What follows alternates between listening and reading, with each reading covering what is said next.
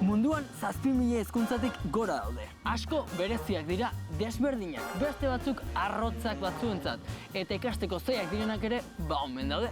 Baina bat eta bakarra da gurea, euskara.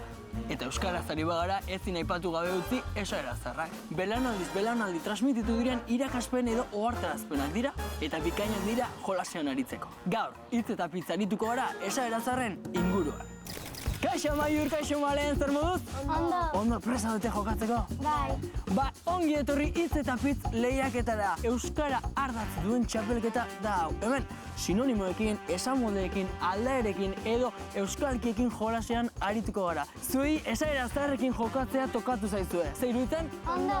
Ondo, begira, nik 3 galdera egingo dizkizuet, lehenengo 2 galderek puntu bana balioko dute, baina azkena urrezko galdera izango da.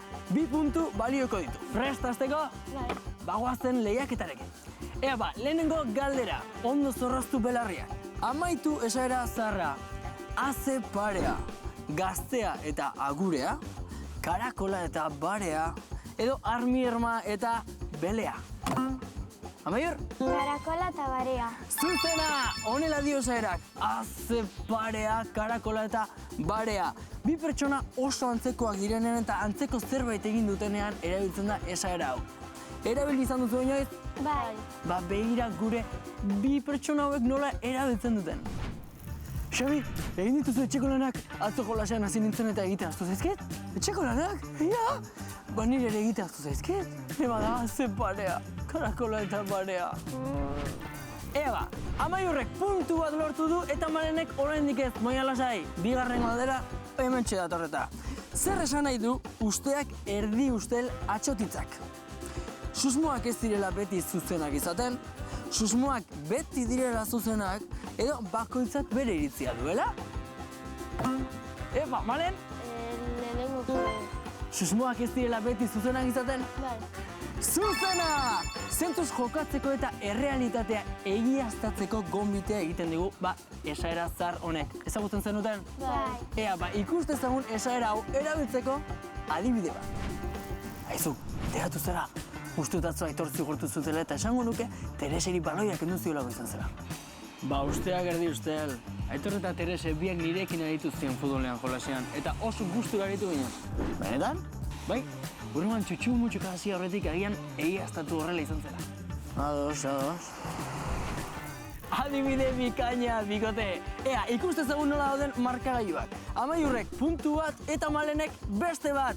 Orain zer dator? Urrezko galdera. Urrezko galdera. Gogoratu honek 2 puntu balio dituela, bai? Ea, ze esaera erabiliko dut axolagabekeria edo zerbait nire ardura ez dela adierazi nahi badut. Zozoak beleari ipurbeltz, hor konpon Marianton, edo non gogoa antzangoa.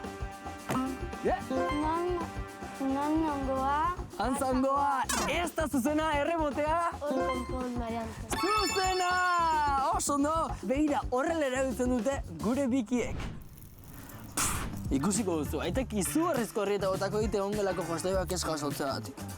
Ba hor konpon Marianton, kalera irten aurretik jaso behar zenituen, nik horrela esengin dut. Zu beti bezain perfektu. Tira, horren bestez puntu gehien irabazi dituen lehiakidea izan da... Malen! Zorionak! Bueno, Maior zu ere primean aritu zora, Begira, orain mesedetxo bat eskatu nahi dizuet. Ikusten duzu kutxa hau? Bai.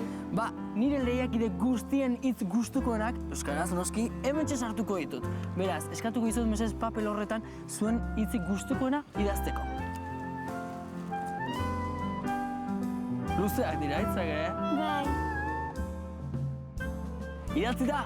Bai. Bai, ea, Amaiur zure lehenengo hitza. Trabeseko paela. Trabeseko paela, zer da hori? Pertsona bat anaitzen dauen alrebez. Oso ondo, eta zuk, Malen? Zupeteko baldize dau. Eta hori zer da? Egualdi ederra dagoeniko. Begira, gaurko guraldia, Hementxe kutxo barruan gordeko ditut mimo handiz. Amaiur, eskerrik asko, eta Malen, eskerrik asko.